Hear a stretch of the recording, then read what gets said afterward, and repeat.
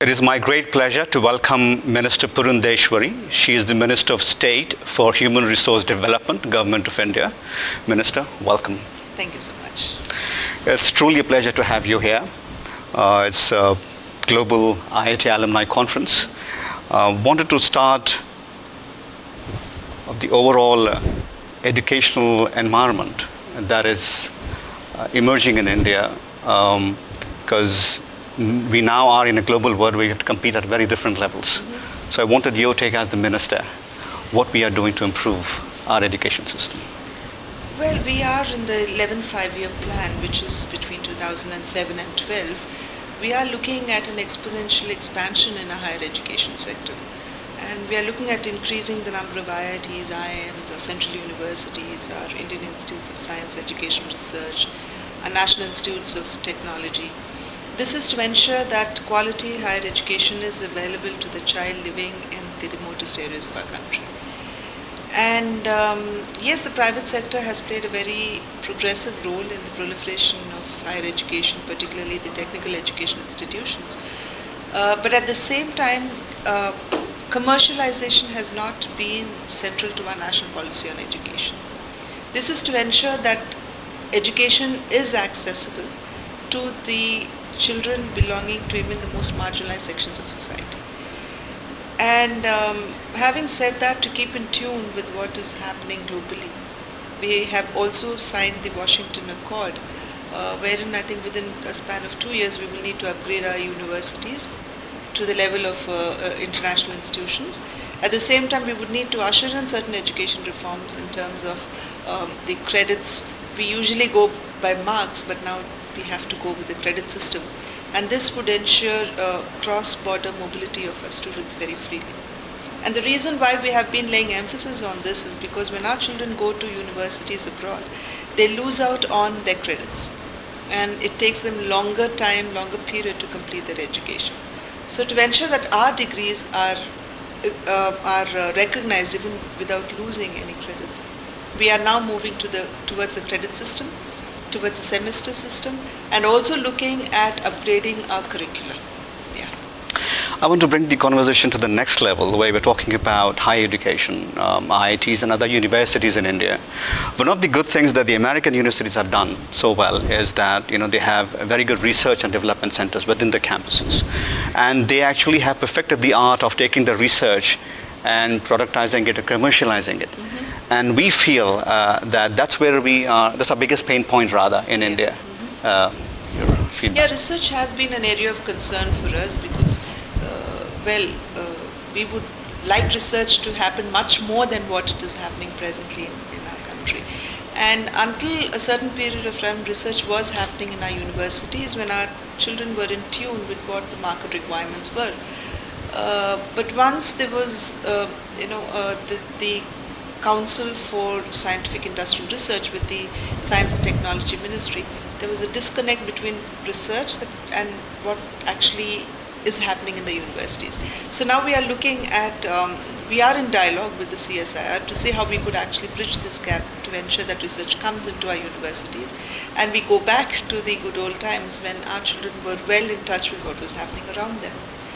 And commercialization, we allow patents, they could patent their research, and there is no intervention from the government of India which would prevent them from actually going ahead and looking at the commercial aspect of how they could use the patent.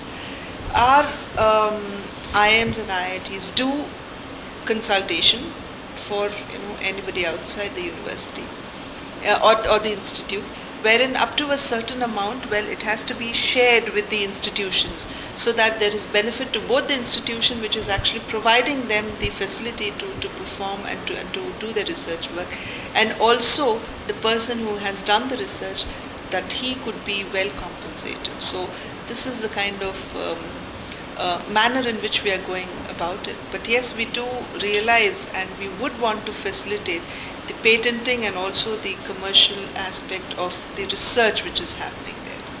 I take it one step further. Is after the graduation, most of us came here, we went to higher education here, became professionals, and then crossed the bridge to become entrepreneurs. And entrepreneurship is something very dear to my heart and to many of us here.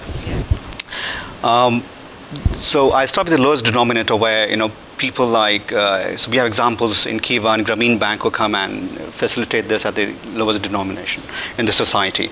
But there are also people who are now, mentors and venture capitalists who want to invest in India. But they don't see the right resources yet. They have been trying for the last 4 or 5 years.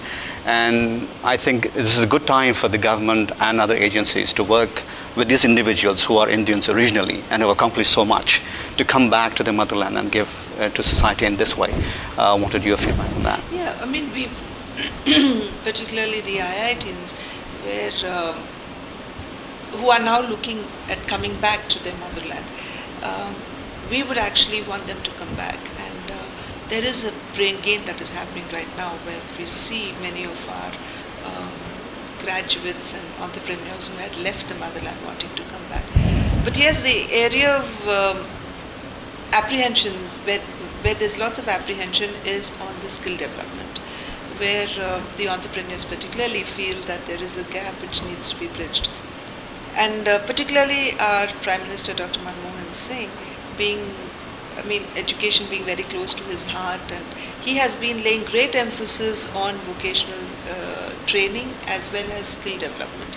And it is his initiative wherein he had said that he would keep skill development mission with himself and try to coordinate the skill development programs which are dispersed across 17 ministries and departments, to coordinate and to ensure that we work progressively in that direction to bridge the gap between the skill development, particularly that we all know India is a very young country and has a huge youth force, and unless we channelize this youth energy that we have in the right direction, and I think it is this youth force which would ultimately support our India in its economic development and growth. So realizing that fairly well, there is a great focus on vocational education, both at the school level and at the higher education level, and also skill development, which is now taken up in a mission mode. I'll take the cue on those 2 points you raised, the youth and the skill development.